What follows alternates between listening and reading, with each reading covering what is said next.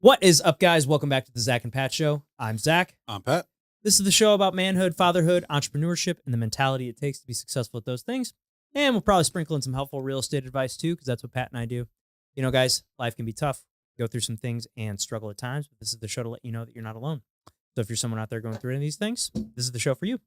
Shout out to our friends over at Captain Beard Co. Guys, if you are looking for beard care products, shampoo, conditioner, body wash, give Captain Beard Co. a try. They have this unbelievable beard butter, balm, oils, and then it smells amazing. Ladies, if you're looking for something for your men as a gift to help with their grooming, check them out.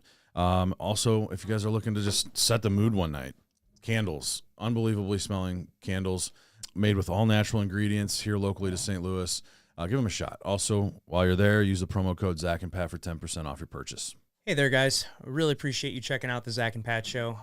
If you can obviously tell, we are a newer podcast, but one way we're really trying to grow the show is trying to get up the amount of subscribers we have. So, you know, if you're watching the show and you're getting something out of it, we'd really appreciate it if you could click that subscribe button. That would help us out a ton. Please click that button. And now back to the show. We have a very special guest in studio today. He's a friend of mine. We used to train together back in the day, and he's a fighter. He does multitude of different martial arts. The great and powerful Kendall Whited. Welcome. Welcome, man. Welcome. Hello. Glad to have you. Well, Kendall, you and I, we were trained together at Finney's back in the day, and you know, you came in as a wrestler, and then kind of eventually transitioned more into MMA. Sir. What talk to me about, you know, kind of what that transition was like what was going from wrestling to, you know, mixed martial arts like? Yeah, so I pretty much grew up around wrestling. My dad, big wrestler. He was a 3-time state champion in Oklahoma, went to the University of Oklahoma to wrestle. So wrestling's like always been around. In the blood. Yeah, oh yeah. My older brothers wrestled, they were state champs. So it was kind of St. Louis? no, Oklahoma as well. Yeah. Is that where you grew up? I didn't grow up. I was born in Oklahoma. I grew up in St. Louis, Okay. so I claim St. Louis whenever anybody asks. But yeah, I was born in Tulsa, moved to St. Louis when I was about 6 or 7 years old. So, like I said, I don't really know much about Oklahoma. But yeah, my brothers were state champs. I just always watched wrestling, so I was like, man, I have no choice. So I tried it out. I didn't get that state champion status. I always joked that, you know, wrestlers are better in my era of wrestling. But I always loved it though. Just the grind. Always just having to have the mentality to win 1 versus 1 kind of mentality, and it's all on you. So yeah. Well, once I transitioned to MMA, it's like because I saw the movies. You know, that everybody says, oh, you know, never back down. You know, that's like the cliche.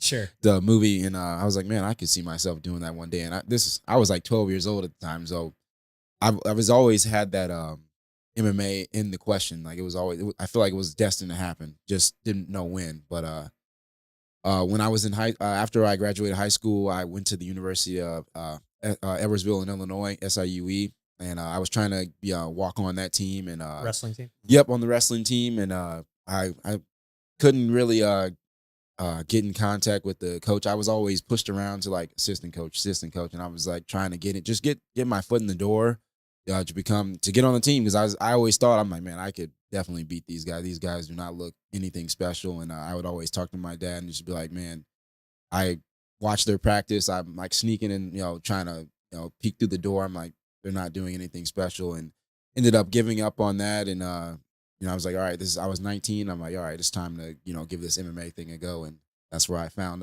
Finney's and found all you guys. So yeah. So what made you pick Finney's? I literally Googled MMA gyms near me. It's perfect. This one's down the street. Yeah, I was like, cool. And I literally put no thought into it. I was like, I literally think it was the first one that popped up, and I'm like, cool, that's where I'm gonna go. Yeah. So you went to Lindbergh, right? Or no? I went to Ladue. Ladue, I okay. went to Ladue High School. So I don't really, it's not that close. Lindbergh is close to Finney's, but I didn't go there. But no, I went to Ladue, and I was like thinking said, of Max. Max went to Lindbergh. he did. That's what I Yep. was Yes, he thinking of. did. Yeah, we ended up, I remember we and Max we didn't wrestle each other, but our schools did. And I remember seeing him there. So Yeah. I'm glad I dodged that bullet. Yeah, that's that bullet. That's He was, is Backy standing bullet. he was heavier than I was. I think he wrestled 170. I think he ended up actually think he actually got beat that day, but our team was pretty stacked. But no, I remember wrestling his team though. But no, Finney's was the first first gym to pop up. I'm like, cool, that's where I'm gonna go try out. Me and my parents toured it. And I was like, I don't know why we're touring. This is where I want to go. I don't care. And literally, I think we toured, signed up, and I was at class the very next day. So did you start did you just start right away getting into the striking stuff, or I know you used to come to the jiu-jitsu classes because that's all I ever did. I did a few kickboxing classes when I was there, but I primarily was just there for jiu-jitsu. Yeah, I don't remember what I think I was just everywhere. I'm pretty sure when I signed up for the membership there, I was like, I'm just gonna do everything. Yeah, so I probably did gear more towards the striking because I had already brand new. Yeah, I was like, this is something new. And that's kind of why I drifted off to kickboxing as well in my career, because I was like, man, I've wrestled forever. Like, this is a new challenge, something new to learn, and something I have to, start from square one with. And yeah, I just remember striking. I was really bad at striking, and I ended up coming in as a orthodox fighter when turns out I'm a southpaw striker because of the way I lead with your right. Yeah, and I guess they didn't the coaches didn't pick that up at first until I got into Eric's class, and he was like, didn't you wrestle? And I'm like, yeah. He's like, get in your stance for me. And I remember getting in my wrestling stance. He's like, yeah, you're literally a southpaw. Yeah, what do you know? And then it all started clicking. I was like, oh, okay, this makes sense now. But yeah, that's striking. And then after I got through all the striking classes, I'm like, all right, that's when I started going to jiu-jitsu classes, and I started seeing guys like you, Max, Adam Sella, all those guys, and I was getting beat up. Yeah. Oh, dude, I was that was right around I think when you started there was right around when I started. Yeah, so yeah. I was there right there with you getting beat up. Yeah. So I mean, now you're like, what, purple belt? You probably tear me up on the mat now. Oh, I don't know about that. Do you not focus on jiu-jitsu as much? I dabble. I don't focus on like gi jiu-jitsu as much. Like, it's a lot of no gi that I do. Just for what you do. Yeah. I definitely do want to get into more gi just to.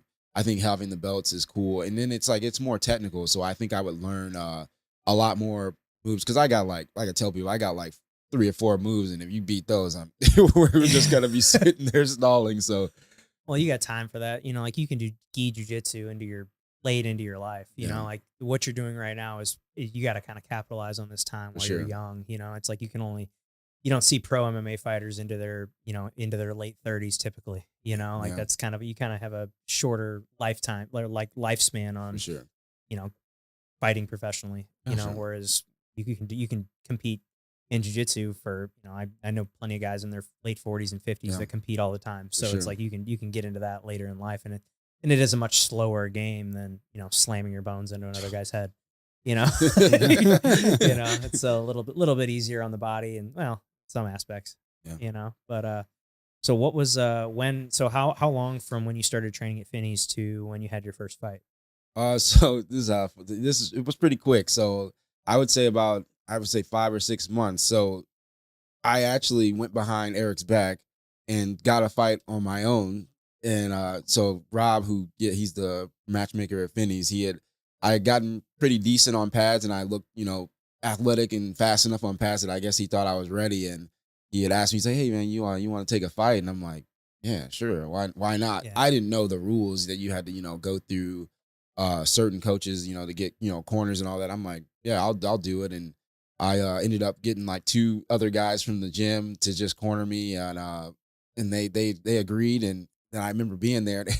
Eric was there, and he's like, what are you fighting tonight? I'm like, yeah, man, I'm the first fight of the night. And I just remember the look on his face. It's like how did this get past? So it was like, how long from day one to when you're making that walk? Like I said, it was like probably like not even. It was definitely like 6 months. It was not quick. Yeah, it was 6 months. At least you had a little. I'm glad it wasn't 2 weeks. Oh no. It was 6 months. I took one class. I'm ready to go. Dude, people try. Oh to yeah, do that. dude. It's I see red, and you don't want to be in my path. I have like it's crazy. Like I work. I teach classes at Eric's gym, and the amount of people like teenage boys that'll come in like after seeing Jake Paul get a win over some elderly man, they're like, yeah, how long before I get a fight? I'm like, brother, you just signed the waiver. Like, you're not even a member of the gym. Like, you haven't got punched yet. Yeah, let's see how sparring goes on Saturday. You see how you throw a 1-2. Like, it's just people jump the gun too fast, and that's something I would have told myself back then. Just 6 months is crazy. Like even like when people come in and just ask, well, when can I fight? I tell them like, dude, you should. I always say a year, dude. Like at least a year just to get a year of training under your belt. That's not a bad.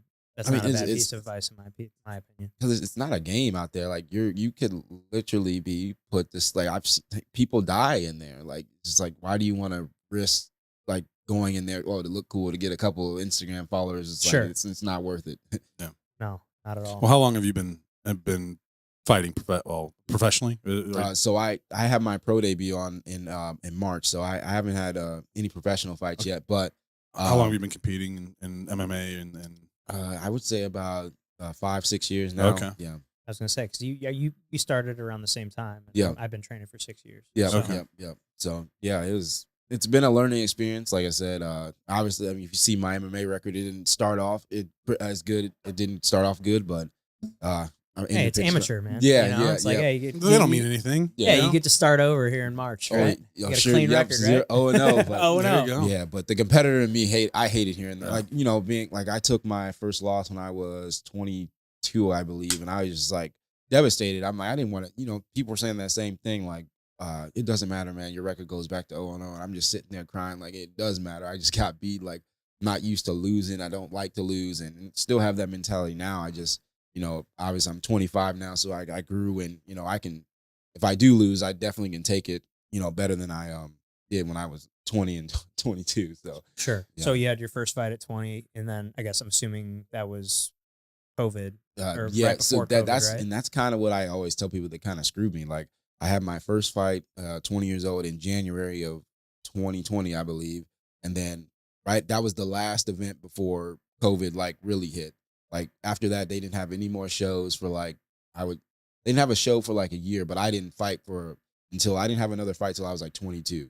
2 years later. Yes, it was like that layoff. And I think that kind of, screwed the momentum that I had. Like I think once I came back from COVID, it was like having my debut again. And I think that's kind of what screwed me. I think if I would have had another fight like I planned on, like 6 months later or something. Yeah. I had one scheduled after that. Like I remember it was like January and then it was like March. So I would have had that time and then I'd been right back in there. But obviously COVID hit and they canceled like everything. Do you think it allowed you to get more technical in the gym and develop new skills to prepare you for the next kick off? For sure. I definitely trained a lot. I think it just took me out of the killer mentality. Like I didn't have I forgot what it felt like to compete because it took so long off. Like, I mean, I was, getting better in the gym, but I mean, it's always training. It's training. Like, you're, like I said, I was training all the time as much as I could with COVID, and we were still sneaking to the gym, obviously, but. So you had your second fight in 22, and then so were both of those fights amateur MMA fights? Yeah, okay. Yeah. So it was it was all MMA. So I took my first loss 22. I was 1-1, and then I so stubborn. I begged my get me back in there. Yep. In which terrible mistake. And I learned, like I said, all the things that I messed up on, I push on to the younger guys at our gym. Like I begged my coach to get me back in there. I'm like, Eric, please, like I gotta redeem myself. Yeah, redeem yourself, dude. I feel the same way. And in combat sports, you don't really there is no do-overs. Yeah, you done. Like NBA, basketball, you go play them again. Yeah. Next day you're playing another game. Nobody cares anymore. But MMA, kickboxing, whatever, you take a loss, you have that time off. Like you got to kind of sit on that for a minute and work your way back. But I begged and begged. I think I got back in there maybe a month later. Oh fuck! Really fast for way better promotion. So I don't know if you're familiar with LFA, but that's shit. I know you fought at LFA. LFA is like prestige. Yeah, it's like shows. It's like the step like right below the yep. UFC. Like and LFA pulls or UFC pulls a lot of guys 100% from LFA. And I knew that, and I think I put so much pressure on myself from that too. I'm like, were you at the one in the factory? Yep. Oh, okay. I was at that show. Yep. Oh, dude, actually, I remember the fight. Okay. I'm sorry. Yep. So I was at that fight, or I fought there. Super, I wanted my get back, and I was actually winning that fight. I was doing really well, and I just got caught in. I think it was a armbar triangle. Like he had me in a triangle, then transitions to an armbar, and didn't know anything about armbars and all of that. And I was getting the finish. I'm smashing the guy, waiting for the ref to pull off. I kind of got a little lax because I saw the ref, coming close. I'm like, oh, he's gonna stop the fight. dude shoots his leg up around my neck, and I Catches just your arm, kind of freak out a pulls you little in. bit. Yeah, I'm like, oh crap. And once I felt my arm like about getting ready to break, I was like, nah, I want to train yeah, tomorrow. yeah, you ain't break this week. You ain't gonna break my arm, man. Like I ain't, especially I'm not getting paid. But Yeah. I ended up losing that one. That was a heartbreaker too, because it's like, man, LFA, and it was like I was winning the fight and just dumb stuff. And then lost that one, and like it's same thing. I'm like, dude, I gotta get back in there. I just begging. It didn't happen as quick as a month, but it was like 3 months. I'm back in there, and I believe that's that was the FAC one, another big promotion. Yeah. In Kansas City. So it's just like big promotion to another big promotion, and if you know anything about the Kansas City guys, if you're coming from out of town, you're probably going to be fighting a hometown boy, and it's probably not going to go unless you kill them. You're probably not going to end up winning, man. He ended up, I think he finished me in the first or second round. I can't remember, but lost that one again, and then That's 3 in a row. 3 in a row, and then you start to Doubt it. Like, you're should I be doing this anymore? What am I fucking doing? 100%. I'm sitting there like, I don't think I am the fighter that I thought. I don't think I'm the athlete that, people were, hyping me up more than I'd hype up myself. They're like, oh yeah, you look like you have the look. Like it's okay to have the look, but you got to be able to actually translate. Yeah. Like I know a lot of guys that are, shredded, ripped up, and then you get hit one time and they're crumbling, So Sure.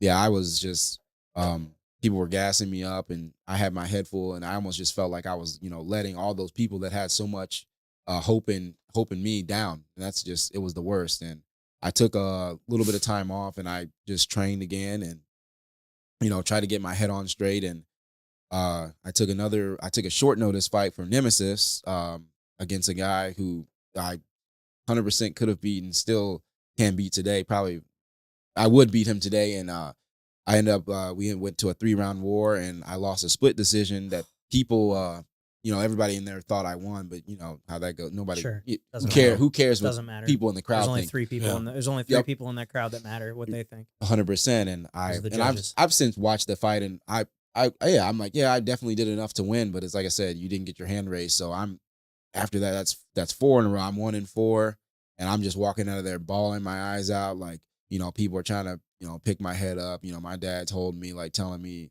gonna be all right and not to give up. And it's like in your head, you're like, how can I not? It's like 4 in a row. Like I have lost 4. Like any hope that any of these people had in me is probably long gone out the window. At least the ones that truly care about you, that you think. But I took more time off. Like I was to the point. When was that last?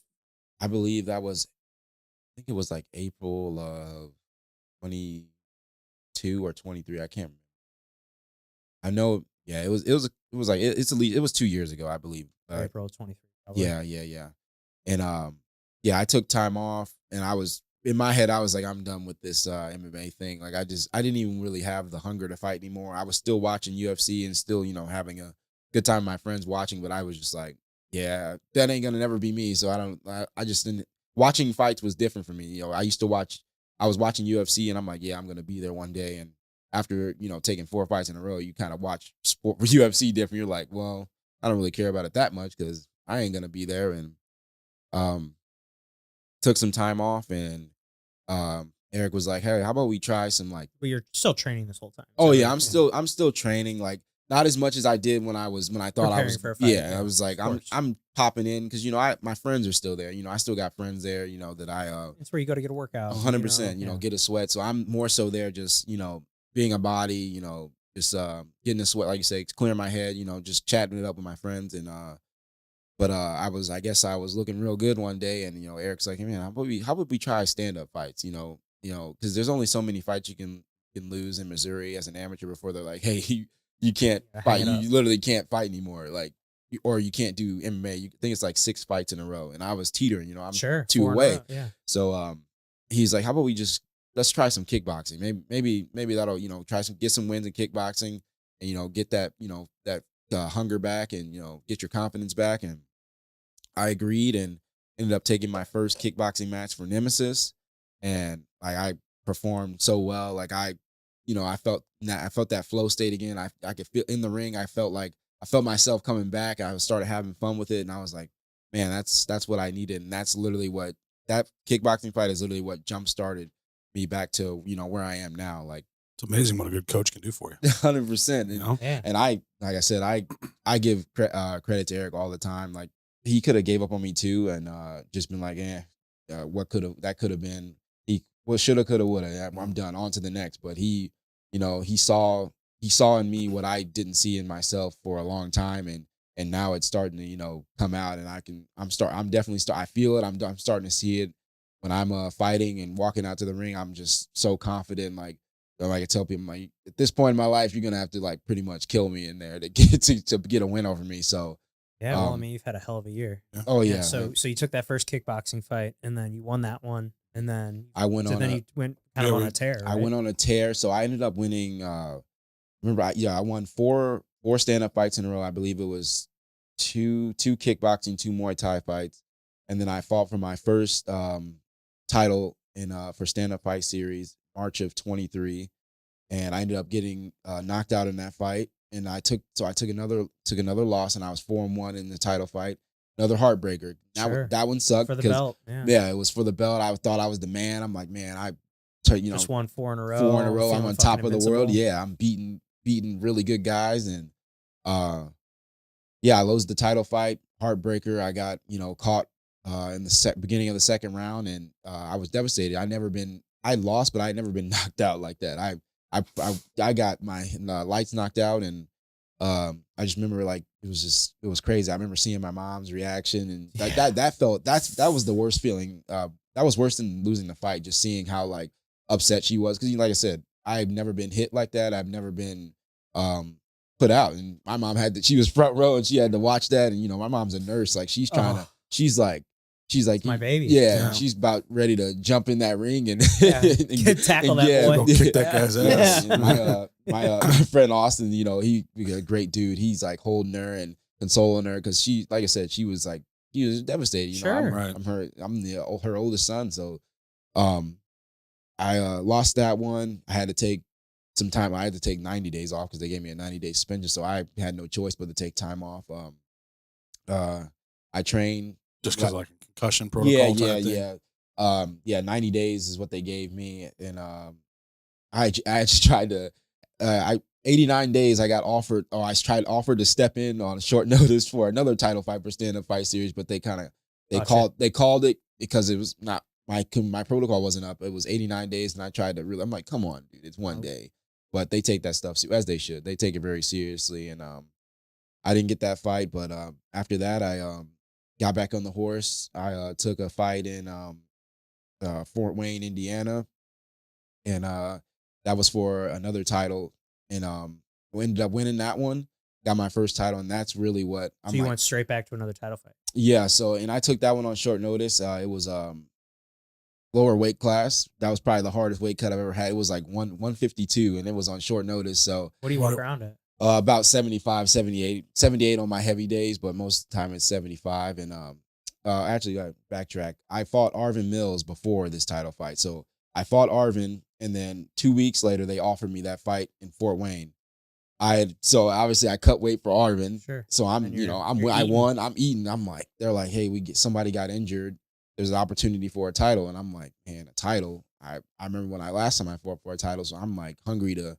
Get that belt. So I'm like, all right, let's go. I think I weighed 172 pounds, and it was the weight class is 152, and you have to make it 0.0 because it's a title fight. So there's no pound allowance. So I made it right on the dot. I was 152.0 on the nose, and I fought a really good seasoned guy.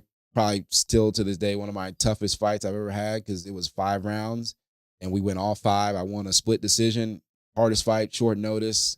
And I beat a really good guy, and that's what really did it for me. I was like, man, if I can beat a guy like this on 2 weeks' notice, I shouldn't have a problem with any of these guys that come my way. And after that, I had a title fight. Then I got another title fight from a stand-up fight series. So I fought another really good guy, Team USA kickboxer. That fight probably scared me a lot, because I'm like I said, you see Team USA on a car, you're like, you automatically assume he's good. Like, I'm like, crap, all right, screw it, let's go. So I sign up for that fight. He ended up missing weight by like 11 pounds. So Holy shit. yeah. So How the fuck do you miss by yeah, that much? Jesus. yeah. So he ended up missing weight by 11 pounds, and I was like, I made weight. I'm like, screw it, I'm here. Let's fight. So I'm already at a disadvantage because he's, he missed weight by a huge margin. So he looked big in the ring too, but I was like, you know what? Like I said, I beat a guy on 2 weeks' notice who had way more fights, way more experience from me from Florida, better striking state. I'm like, I can beat this dude, and ended up beating him in unanimous decision. Double champ. So I'm like, dang, I got a belt for each. I got a belt for each. Awesome. Champ. I got a belt for each shoulder. So I'm just like, I'm like, all right, cool. This is cool. So ended up after that, I took some time off. I trained, and then I fought 4 times this year. So Had a hell of a year. yeah, I'm trying to remember the order. So that Arvin Mills fight, was that the only time you fought him? Yeah, I only fought him. Has he called you back for a rematch? No, I don't. No? I don't really think he wants one. I mean, I don't. It really wouldn't make sense. That I fought Arvin mainly just to get on that Ballpark Village card. I was like, I told him, I was like, I'm willing to fight anyone as long as I can get on the Ballpark Village card. I'm like, whoever, if he was the first one, I'm like, cool. Sick, yeah. Yeah, it's sick card. And but yeah, I ended up fighting. After that, I got my another title fight.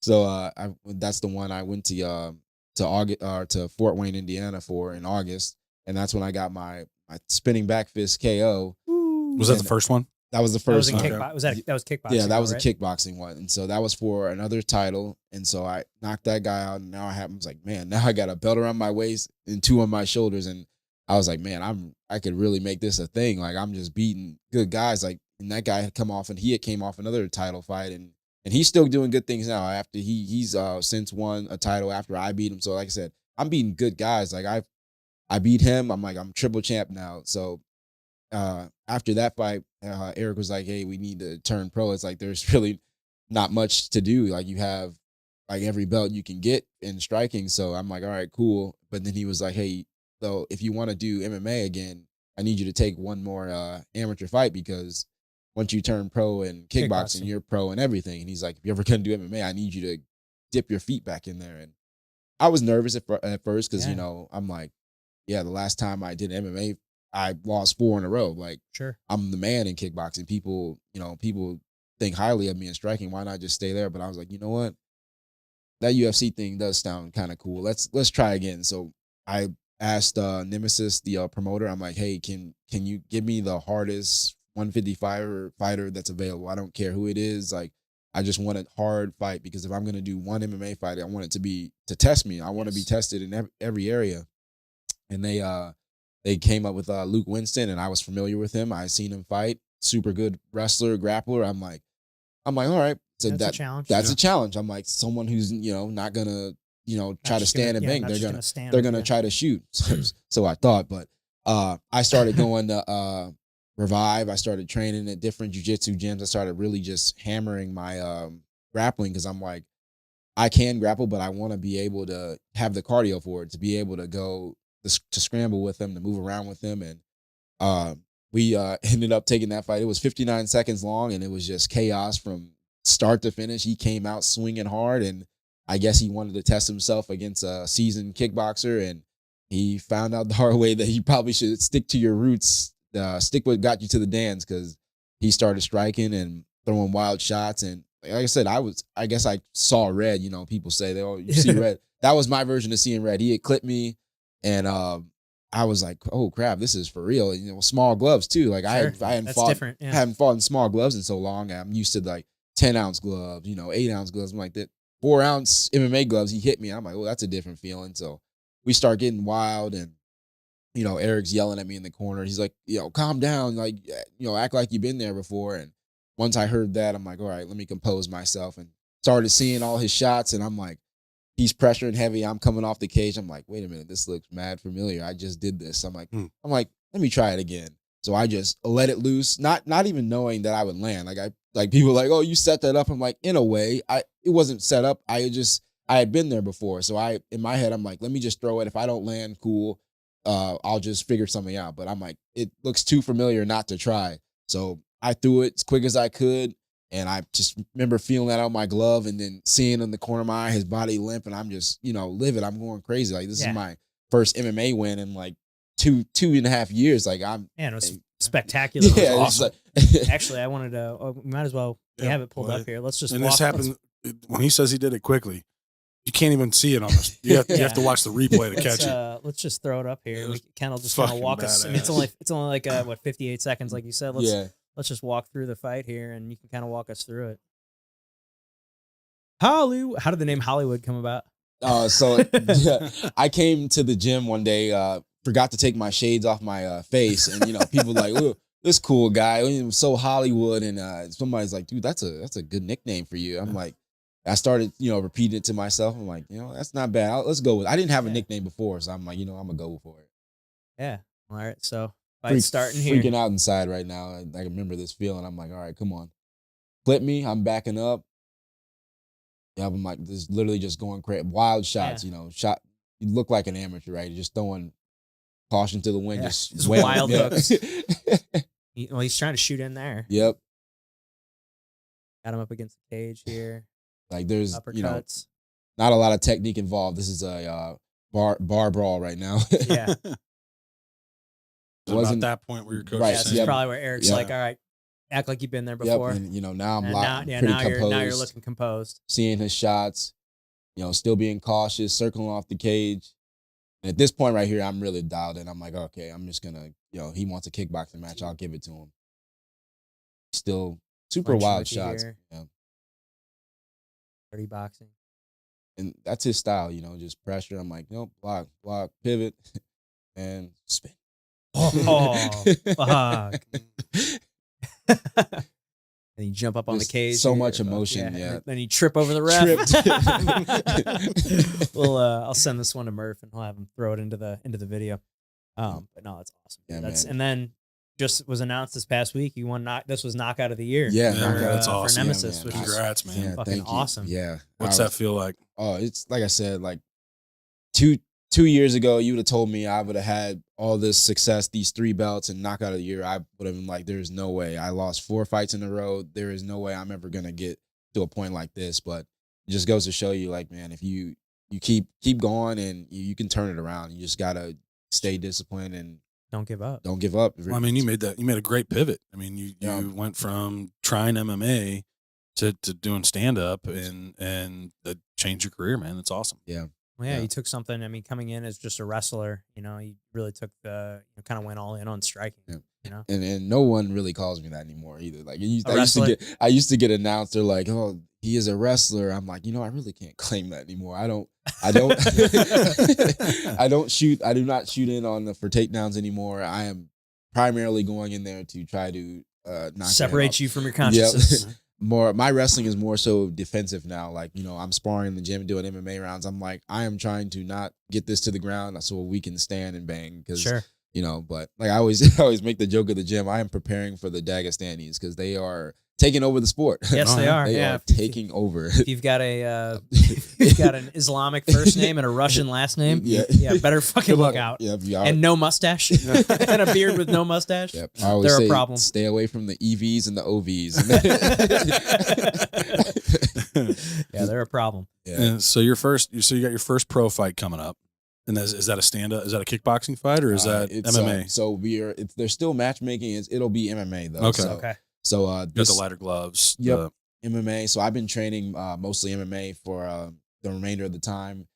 Chad Mueller has a stand-up fight series show coming up in May, and I believe they're matchmaking for me for that. So that'll be a stand-up fight. So I have 2 fights, potentially lined up, and one MMA, one stand-up. So you don't know your opponent for the MMA yet? No, it's still super. The show just got I think they just put the poster out for it today. So oh yeah, you're on it. Yeah, my face is plastered on that too. So like I said, there's so many good things happening, and I'm thankful, and I put in a lot of work. So it's good to finally see a lot of it coming to fruition. Oh, dude, it's amazing. Yeah, it's so man. Cool to see what you've done here, and like just seeing just coming from such a deficit and then building it back up to where you are now. It's fucking truly inspiring. I'm absolutely, man. Proud to know you. Yeah. Awesome. Do you get a certain amount of fight guarantees with this with becoming pro?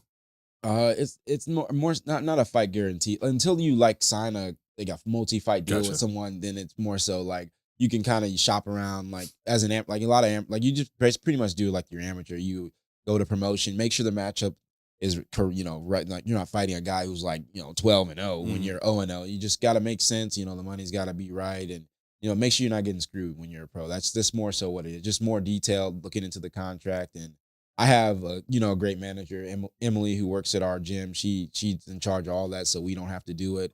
Then that makes life so much easier. I just tell her, I'm like, hey, I just want to fight. I don't care. Like, you shoot the matchup. You think it's a good matchup for me. Yeah, I'm always on board. I trust my team. So I've always been curious about this too. When you're in the ring, and like, is there a certain like when you're looking at a guy, are you like like with hockey as a defenseman, they always like focus on the chest. You can see the chest. Their body's got to move where their chest goes. Is there a certain thing that you're focusing on? It's pretty similar.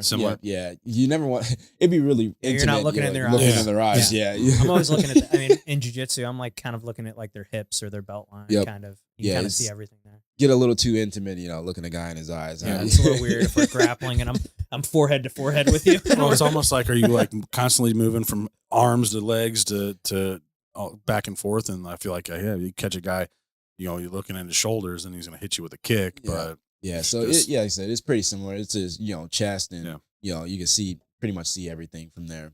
Okay. Yeah.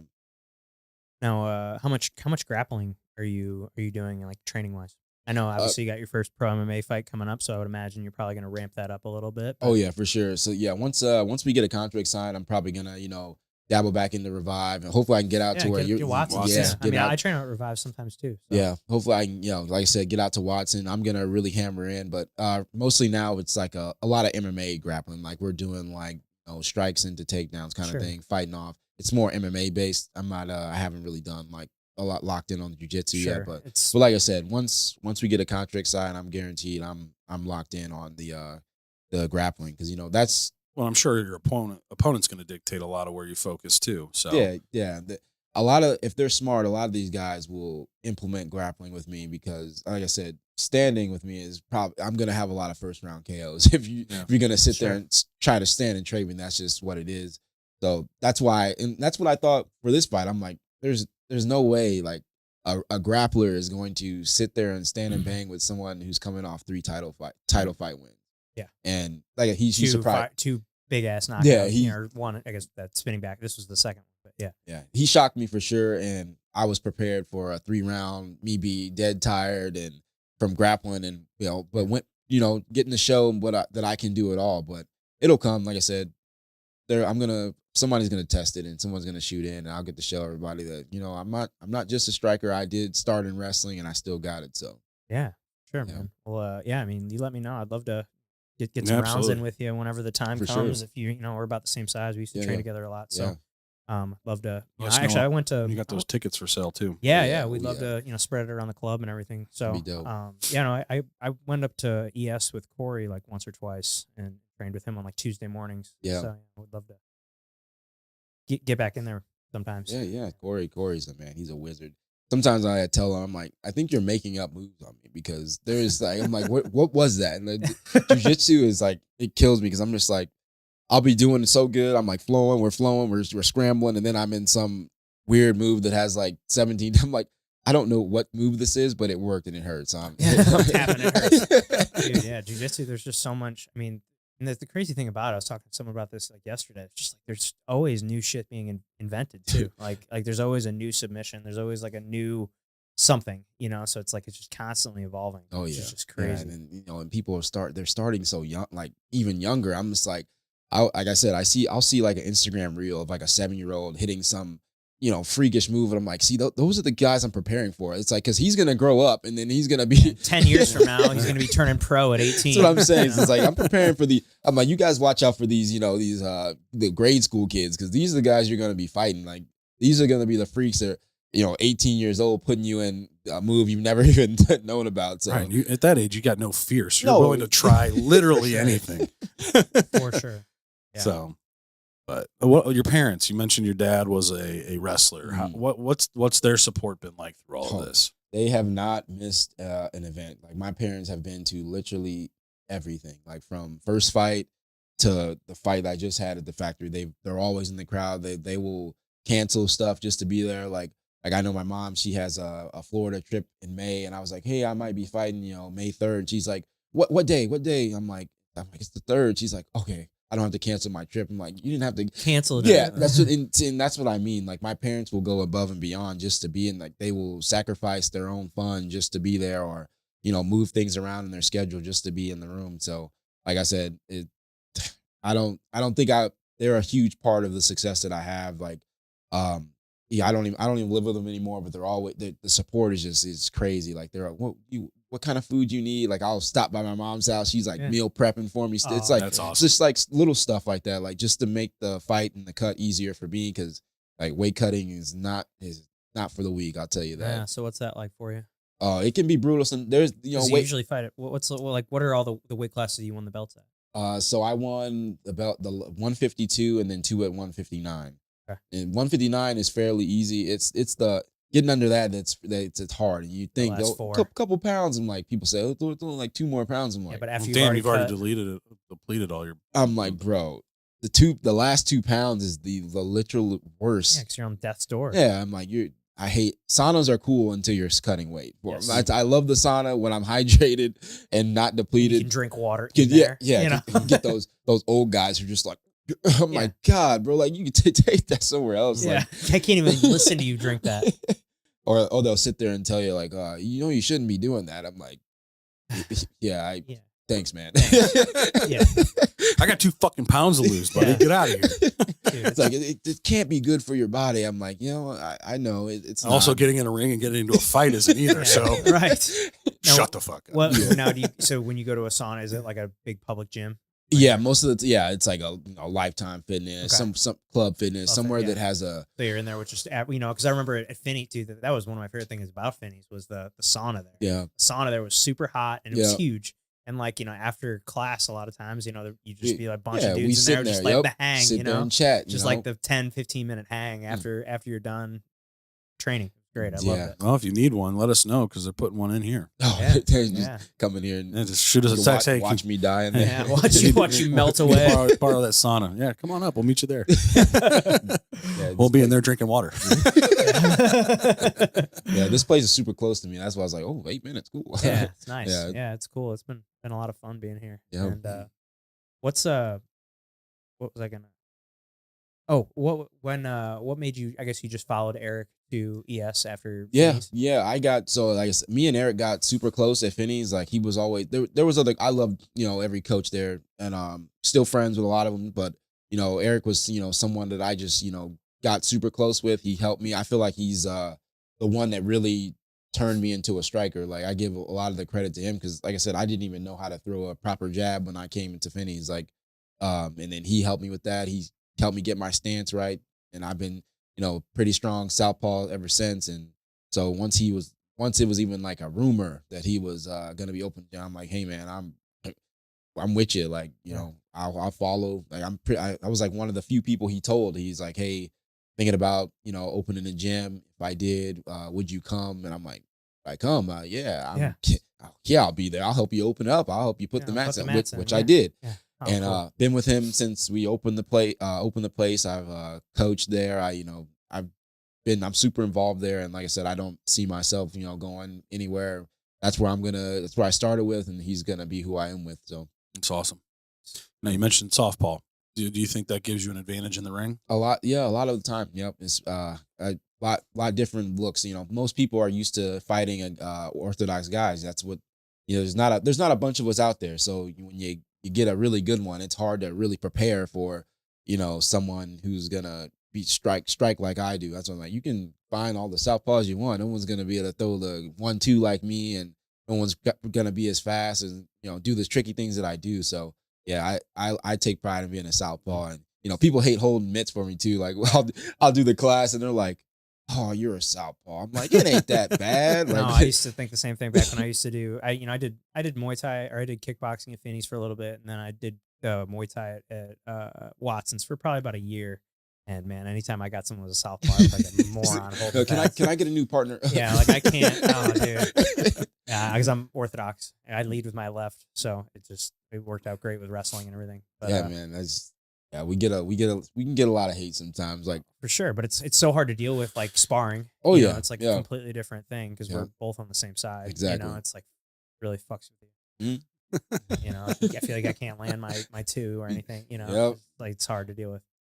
But anyway, so you had your first. I guess was you were on the CXBJJ card that I was on. Yeah. Now that was your first like Yeah, jiu-jitsu that was match? my first jiu-jitsu anything. And like I said, I was super nervous for that. Even though like I said, it didn't none of it, like it didn't matter. Like that was like it was just something to do. But it was a week before my MMA fight, and I was back there kind of freaking out. I'm like, oh, I'm actually more nervous than I thought. Like, I just remember walking out there, and I'm just like, you know what? I'm just gonna wrestle. I'm gonna wrestle, and if I can get to a rear naked choke or an armbar, one of the 4 moves that I know, because I'll go for it. But he was a college wrestler, so he was really good about fighting off my takedowns, and so He's we a were shorter guy. Too, shorter right? guy, shorter, stocky get guy. underneath. Yeah, and so he was really fighting me hard. I was like, man, all right, I guess this is gonna be a wrestling match for 5 minutes, and I think he ended up he caught me he had my neck in a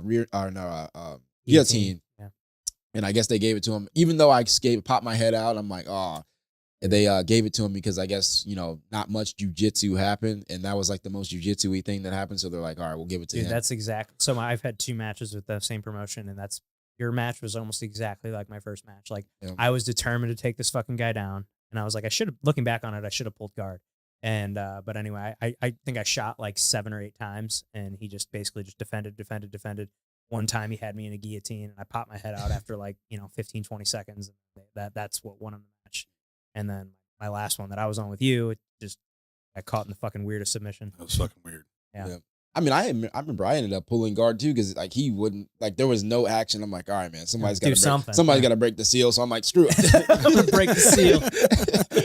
I'm like, and then I think it was so quiet. Like I'm used to people being loud, yelling, fights, yelling crazy stuff in the crowd, and I'm just like, man, this is really like intimate. Like it's too quiet. I can hear myself breathe, and I didn't like that part of it. I was like, all right, and I think that kind of made it worse. I'm like, I'm sitting on, I can hear myself. I'm like deep, breathing heavy. I'm just like, am I tired? Like I didn't like that. Well, but, and then also the stage is smack dab in the center. Well, and you're like elevated. You're on this platform about 3 Yeah. or 4 feet off the ground, and like no boundary or No, border. and I remember ending up. I think I remember I kind of saved him because I like shot in for a blast double. I'm like, okay, we're going off the mat, so Yeah. I'm like holding him back. I'm pulling him back in. I don't want to take him No, down. I don't want to into the so into it the was front row. being nicer than I should have, but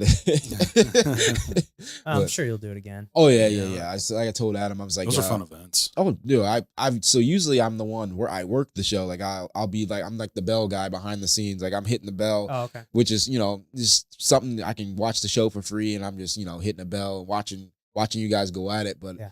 the last one, I'm like, hey man, I told Adam, like, since I'm fighting in MMA, I'm like, can I get a little warm up, tune up to get into the back in the grappling. He said, and he agreed, but I definitely want to train jiu-jitsu heavy, and then get a better match, and actually show some jiu-jitsu and not just be a Spend some time just working grappling sure. for like a month or 2, or Yeah, you really dive into that kind of, because that's a whole different, especially you're doing a ton of striking a lot, I would imagine. So just really spending a good amount of time just grappling would, get good at what you're focusing on. Yeah, most of my jiu-jitsu is just survive, don't get subbed, Yeah. get out of the submission to get back to your feet. Yeah. that is my jiu-jitsu. Hey, dude. I mean, in MMA, that's not a horrible, Yeah. not a horrible game plan. Yeah. Especially with how good you are on the feet. Yeah. So, how often do you go to Chipotle? A scary amount. If you seen my reward points, you would be. Sometimes I have Dude, to. your memes that you post will be crack me up. It's always about like giving the cashier the guy giving the cashier a bad look when he tells him that this guy got double chicken. Yeah, that was so. Whenever I fight somewhere, like they'll post like. There's a bunch of pictures they take, and I'll go through them. I'm like, which one's meme worthy? I'll literally look at every photo. I'm like, that's the one, and that was probably one of my funnier ones. I actually really got a good laugh out of that one. And but yeah, it's always either gonna be Chipotle based or just because that's what people that everybody loves Chipotle. Yeah, people that are close to me, they know like I will That's your tear spot. some.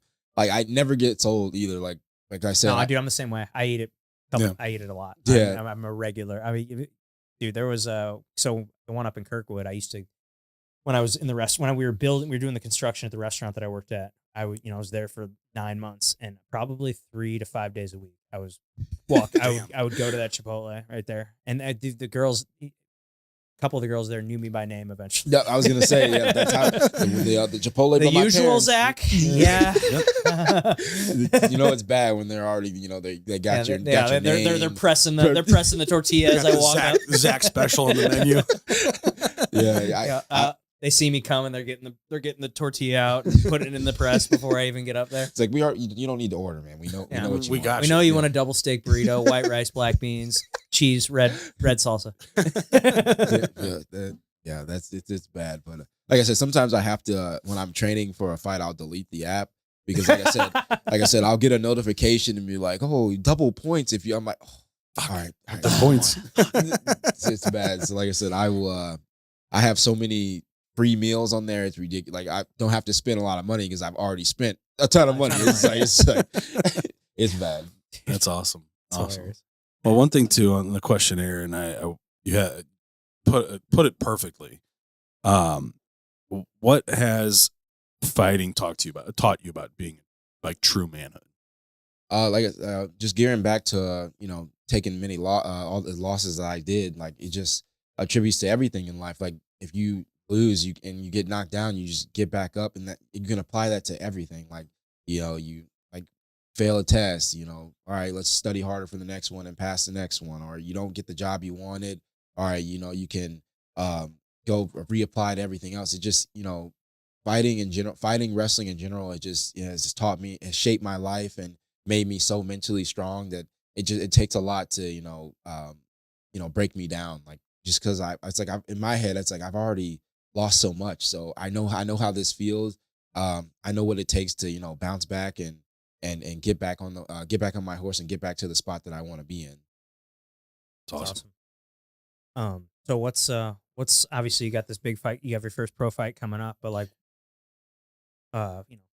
goal down the line, like what UFC? That's the goal. That's the goal. There's every fighter who starts it when you're serious to UFC is like the mecca. That's where you want to get. Pinnacle. That's the spot you want to be in. But when I was just striking, I thought I was just going to be a striker. I was looking at one championship and glory. I'm like I could see myself doing that, but I think I just love fighting. Like I wouldn't care where I ended up as long as I'm fighting at a high the highest level where I am. Kickboxing and striking, glory is like your the highest level in striking that you can get to. Israel Adesanya, Alex Pereira, they all came from glory. I'm like I could do that. But I also watched Israel. He went from glory to UFC. So it's like if I had to go the glory route and then from glory go to UFC, I would do that too. But UFC is like that's like the top 9. That's the end goal. That's where I want to be, fighting the best guys in the world. Hopefully sniffing that gold. Yeah, man. Love that. Yeah. Now, have you ever had any thoughts like when like whenever you're done fighting, like what do you want to do? So I've been all over the place. So I changed my mind a lot. I'm like, all right, I can open a gym, train people, which I probably still would. I love being in the gym and I love training people. Like I have so many lessons and I do private lessons and starting to get too many which is not a bad thing. That's a good thing. I enjoy it's a good problem to have. Yeah, but like, all right, guys, I still got to train myself. So I got to, I fit people in, but, I love doing the gym aspect. Sometimes, my little brother and my mom, big cookers. I'm like, you can open a, healthy restaurant. There's just so many things, I think I'm gearing towards, business owner, just owning my own stuff and, just branching off, collabing with, other brands and just, building a brand, starting from, start a clothing thing, people call me Hollywood. I'm like, I can start a Hollywood clothing line or something, So, like I said, I change my mind all the time. My brain is always firing off, different ideas and, seeing, what other fighters do and like, trying to make my own thing around that. I write down so much stuff. I'm like, as soon as I get an idea, I'm like, all right, I got to write that down and, keep it. But, winning the fights and, getting to that highest level, that's what's going to open up a lot of those doors. And, that's really the motivation, winning these fights and creating a life outside of fighting, because I don't want to fight forever. That's a a hard thing to do. Yeah, you you can. know? It's hard on your body. You can only do it for so long. Yeah, and you know, it breaks my heart seeing a lot of the, my, people I grew up watching still fighting and, chasing that check and, the money fight. It's like, I don't really want to have to do that. I don't want to have to, or I need to fight because I need this paycheck. I want fighting to set me up so good to where I don't have to ever step back in that ring. Yeah. I mean, that's what you see a lot of those guys. I mean, Conor McGregor did it with the proper Yep. what is it, proper 12 Yep. and all the other business ventures he's got Yep. going on. I mean, they use that Yep. celebrity that they created from Yep. fighting and springboarding it into other business ventures, which is Crazy, super as smart. crazy as he is, that's like something that you can't admire. Right. He's, he's a little going off the deep end now lately, Yeah. but just everything that he's, accomplished outside the ring, it's like, man, how can you not admire? I mean, that guy went from being a plumber to in owning, Dublin. like, dude, he's got private jets and he's Got a doing Lamborghini dude, yacht. That's what I'm Yeah. saying. It's like, and I don't even need all that stuff. That'd be cool. Don't get me wrong, but Right. like, just being able to set myself up and my family and people around me, making a team and just everybody's able to eat off of it. That's something that drives me. Just making sure everybody around me is good. That's what I want. It's like I don't need 12 foreign cars and 30 different watch the price of my Right. house. It's like I don't need all that. I could literally with that $130,000 watch, bro. You could feed like an entire school of people, and you just like those are things that I think about. I'm not the as much as people call me Hollywood. I'm not as flashy as people think. I'd rather help the people in my circle, and that's every time I step in that ring and or cage. That's what's going through my mind. That's what's motivating me. Retiring my parents, just little things. That's the goal. That's the motivation. It's awesome, man. Yeah. Well, I look forward to watching and tracking, following along as you continue to move through this. Like I said, let us know when those tickets are available, and we'll buy it because you get a portion of the ticket sales, right? Yeah. So yeah, let us know. We can put them on the show and Yeah. Sell 'em. something. For Yeah. sure. That'd be amazing. Yeah, we'd love to do that. That's anything else that you want to dive into or anything else you want to chat about or I was always curious how you got into the real estate thing. I remember when we I guess when we first met, you were like a server. I remember. Yeah, dude. I was like, it's cool. Seeing your how you flip gears. I'm like, dude, that's super cool. Like, I was always curious about Yeah. that. Like, I started I worked in the restaurant industry for almost 11 years, and I went and opened a restaurant with a buddy of mine, did that for for a few years, and then right at the tail end of that's when I joined Finney's, and then I ultimately ended up leaving that restaurant and just went back to waiting tables because that was just kind of my old faithful. I had the place that I worked, and I just kind of always left the door open when I left. And they always welcomed me back with open arms every time, and that was like my high school and college job, and I could make good money doing it. I could live off the money I made there, and so I was like, oh, I can go here and try to kind of figure out my life. And then my grandma is actually she's in her mid 80s and still a licensed real estate agent, and she talked me into getting my real estate license. And so I was like, all right, I'll do it. What do I got to lose? I have no other because I kind of put all my eggs in the restaurant basket, and I was like, man, what the fuck am I gonna do now? And so that's what I did. And then, I got my license in September of 19, and then, started kind of getting the ball rolling a little bit at the end of that year. But then really kind of the beginning of 20 is when I was really, really starting to make some progress, and, kind of had a guy kind of take me under his wing and kind of show me the ropes. nice. And then March of 2020 happened, because I was still waiting tables that whole time. And then March of 2020 happened, and all the restaurants shut down. And I was like, well, I guess I'll be a full-time real estate agent now. And so that's what I did. And I just started treating it like a job, man. I started working it, 8 to 10 hours a day, making phone calls, doing open houses, doing all the things, and, kind of doing everything that I was being taught. And, ended up having some success and closing a couple deals. And then when restaurants opened back up in July, I ended up going back for like 2 weeks, not even. I think it was like a week and a half. And I felt like I was missing out because I was like, my phone was ringing all the time. I was like, I had all this momentum built up from doing the real estate for the last 4 or 5 months. And then, I had to go back and, work a day job. And I was like, man, this is really hindering this. And like, I feel like I'm losing all this progress. And so I eventually, at the time, I was so bad with money, and I would spend every dollar I made.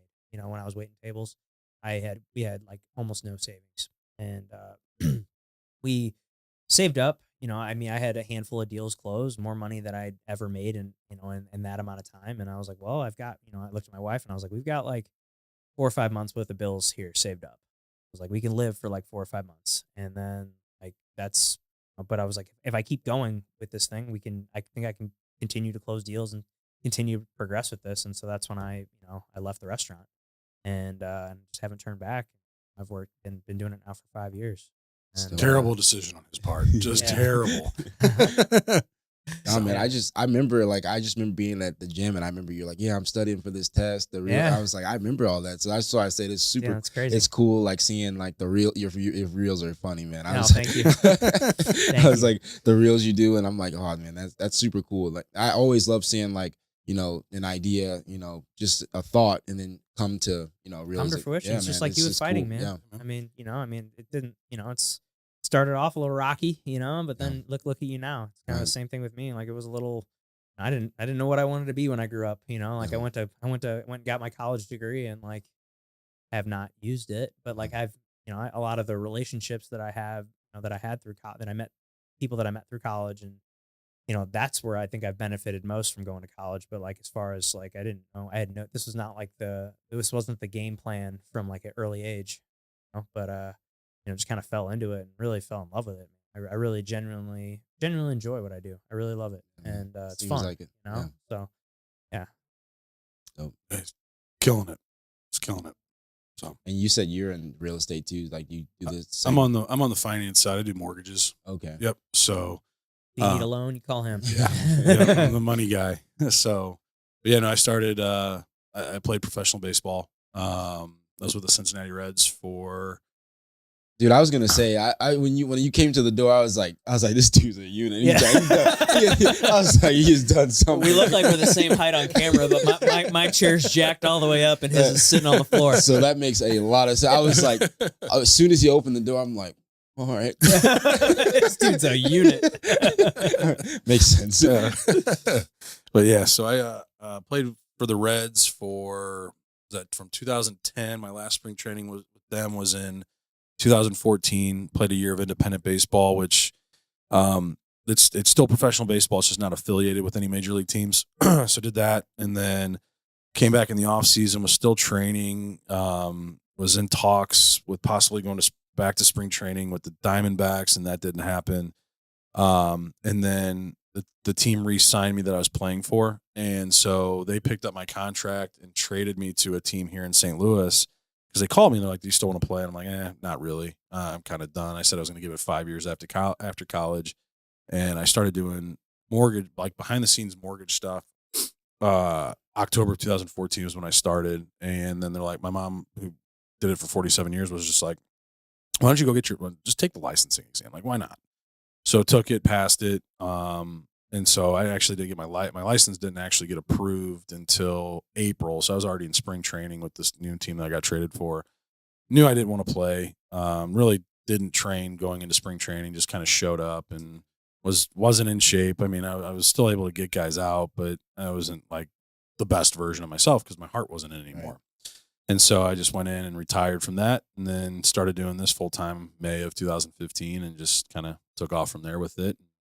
Yeah, it's just been it's great because I mean it's super competitive. So that was one of the biggest things that drew me to it, was like how competitive it was, because it still allowed me to like tick off that competitive edge that I've always had in my life.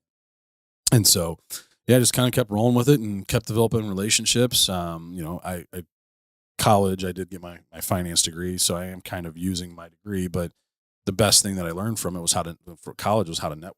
Mm-hmm. And how to meet friends and befriend people and things like that, and develop relationships. And that's really what my job is to go out and develop relationships with real estate agents, financial advisors, just different people to get them to trust me, and then send their referrals to me, and then show them how my team does it and get people through the process in a very easy and efficient way. And it's just it's blown up. Got a team, and we're pretty solid. Yeah, so he's being very modest. He's like top 1%. Yes. In the top 1% in the country. and my team, I've got a really great business partner that / mentor that took a chance on me when I got in the business. It's not normal to take somebody that has zero experience. I mean, that's why, like, if you were to look at the average age of loan officers, they're like 55 years old. There's not a whole lot of young people getting into it. There's been a little bit of a blow up of that lately. There's some solid loan officers that I've come across over the last couple of years that are younger too, that have a very bright future in this, that are doing great things.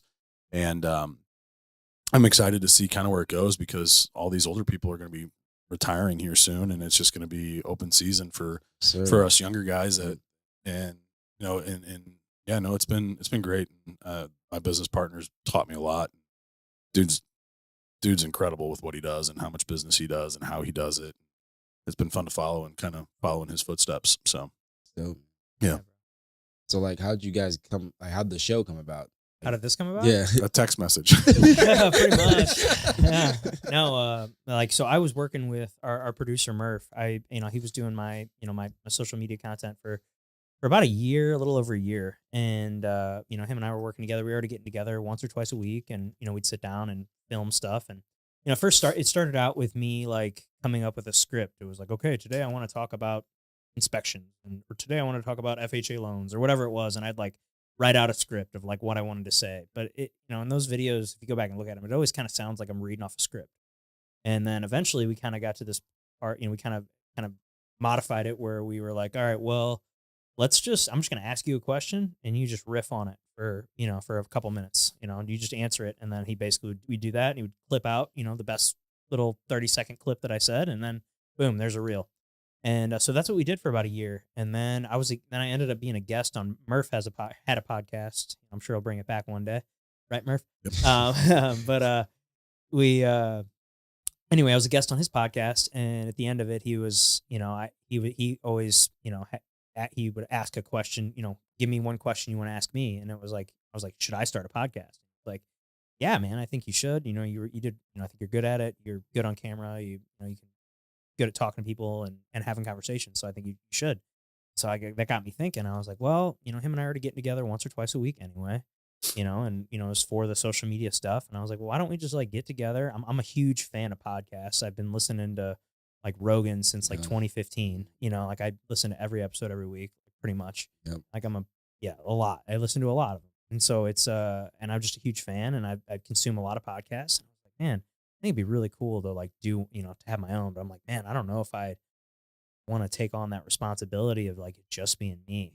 And then, Pat and I were at the time, we're kind of making these like silly, stupid videos together. Yeah. Like you go back and look at it, we have one where he's dressed up as Santa Claus and I dress up as an elf. And, we have like people come in and like sit on his lap, and they're like, what do you want for Christmas? I want a 2-bedroom, 1 bath in Crestwood, or whatever it was. And so, him and I were already kind of doing that. Him and I have been working together for a few years, and, it just became good friends. And, obviously we've become even better friends doing this.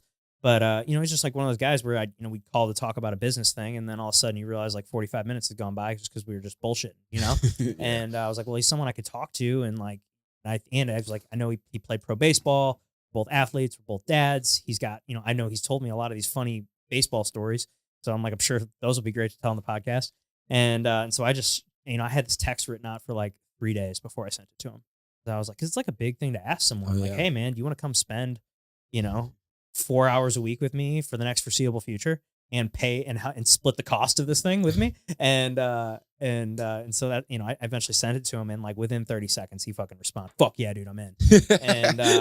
And here we are. And like we sent that text on like a Thursday, and I think we were recording was it like a Thursday and recording our next episode on Monday, our first episode on Monday or something like that? I was in Kansas City for a Chiefs game. It was on a Saturday.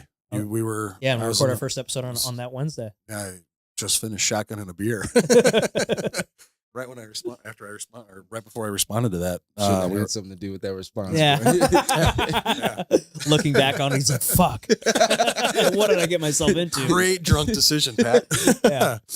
No, but yeah, it was on a Saturday, and we met on Monday. We sat down on Monday. We ordered a bunch of shit off of Amazon, and we sat down and came up with a game plan with Murph on what we wanted to kind of talk about. And by Wednesday, we were recording. So like Yeah. all of in like 4 or 5 Like, days. yeah, we just kind of fucking did it. Just jumped. And Yeah. here we are, you know, more than a 100 year later. What is this, 100 120? This is episode 120, 119? I think 119. Nice. Yeah, Yeah. this will be 119. Yeah. That's cool. So Um, yeah, December 10th, 2023. Yeah, dude. That's Yeah. All right. we're just chugging along. Just Yeah. Just having just fun not with stopping. You know, Yeah. it's like we just have fun with it. You Yeah, know, I mean, that's obviously the way it's to be. not a huge show by any means at this point, but you know, if we keep Oh, doing start it, somewhere. you know, gotta start somewhere. You know, it. So keep So- having cool guests like you come on and telling your story and Yes, things sir. like that. No, I mean that's what we want. I mean that's why we switched the way we did this, because we realized like the awesome people that we know and the people that we want to have on. We were doing 4 episodes or 4 guests a month, and then 4 episodes of just Zach and I, and now we're doing 8, or we've got 6 guests a month, and then him and I will just do 2 episodes a month, just him and I. Yeah. So Super. yeah. So no, it's been fun. It's been blast. And I mean, we got connected with some really cool people here from the club that own what's called Punchline Production. And basically they're creating a podcast platform on YouTube and things like that. And they'll go out and pick up advertising and stuff for us. And it's just been really great. And then just meeting the other shows that they've brought on and being able to collaborate with those people. And I mean, it's been awesome. So Yeah, I always thought about doing the same thing, but you know, me and my friends started a podcast. We are canceled immediately. We would not make it. We would not make it. Yeah, Nah. we've had a couple episodes. Yeah, we've there's- had 1 or 2 episodes where you're like, we probably shouldn't release that one. Yeah. Talk that one's not going to look good. we yeah, early on, Toxic Masculinity. That was an interesting show that we had to re-record. Yeah, I can imagine. Yeah. yeah, got a little out of I hand. feel like we did a good job. Murph liked to throw in his 2 cents, and Murph, love you, Murph, but he's very political, and he was saying, he was asking us questions that we were like, how do we safely answer these? Yeah, no, 100%. Like him and I look at each other at one point, like, you go first. No, rock paper scissors. Yeah. But yeah, no, it's been fun. No, if you want to start one, man, it's a blast, man. It is Yeah. every week getting It's here, fun. coming in, hanging out with people, getting to like I said, meeting cool people, and have interesting stories, and just letting them talk, and then throwing in your own 2 cents to it and spin to it. It's a blast. But I will say the one thing that we would recommend, and if we didn't have him, this wouldn't have been lasted as long as that. Is get yourself a producer. Yeah. Because they'll cut up the reels, they'll do all the stuff, and to where all you have to do, like we just show up and we just show up and talk, which Yeah. is what we Wow. do anyway, all the time. So Yeah, it's fun. We love it. yeah, it's a great time. So if you're gonna do it, do it. Yeah. Seriously. So, but I'm gonna stick to my fighting. I think, Yeah. for a while. you know. Get better. That's Stick to the face yeah. tag. Yeah, that's this for after fighting. Right. After fighting. Develop that following, so then it's just a Right. quick and easy transition That's for what you. I'm saying. Yeah, that's for sure. Yeah, I'm sure if you have a bigger following, you'll grow a hell of a lot faster than we do. Yeah, I mean, well, yeah, look at Arian. Yeah, for sure, dude. He's blowing up, killing dude. it, man. You were on his show Yeah, I recently was. too? Yep, super intimidating. Like I was telling Zay, I walked in here. I'm like, yep, intimidating, just like his. And just something about the cameras, being set up. I'm Cameras, like, oh, lights, all Yeah, the I was like, things. I'm Like, like, oh, oh, shit. cool, it's real. We just walk in. We got an iPhone sitting on the table. Yeah, Wow. yeah, loved his show as well. Yeah, he does a great job. Yeah. Yeah, we've he, had him on. He was twice definitely one of the guys that lit my face up growing up too. Oh, yeah. Just like, I'm like, damn, do I really want to do this sport? I can't even make it out of the room. And, Arion just styling on me, but great guy. Yeah. Yeah, we had him on not too long ago, and then Zach was on his, and I'm on his. I'm meeting up with him next week, and we're recording. I was supposed to be 2 weeks ago, but was sick. So yeah, enjoy listening to his stuff. He puts on a good show. So, but yeah, guy can talk. Yeah, he can. Yeah. So I'm excited to see where that goes. But Me too. Definitely gonna listen to that one. oh, for sure. Whenever that one comes out. Yeah. I don't even know where the hell that's gonna go, but we'll find out. We'll find out. Yeah. But anyway, before we let you go, anything else you want to plug before we let you go? Well, guys, follow my career. It's gonna be electric. I have my first pro fight March 14th, like I said, and from there it's gonna be crazy, wild ride. I know that goal for UFC is just an arm's reach, just got to get these wins together, keep pushing the way I am, and keep working hard. And I know I'll be there. Absolutely. right, We'll get some tickets and probably do some giveaways with the tickets on here and as well within the club. So get a good group out there for you. Well, before we let you go, we always end it with one last question. Okay. So here lies Kendall. What's it say on your tombstone? Guy who always kept it real. Perfect. Love it. Love it. Awesome. Well, thank you guys so much for tuning into the show. Please click that subscribe button if you haven't done so already. That would help us out a ton. Click that like button as well. Comment what you thought below, and we will see you next time.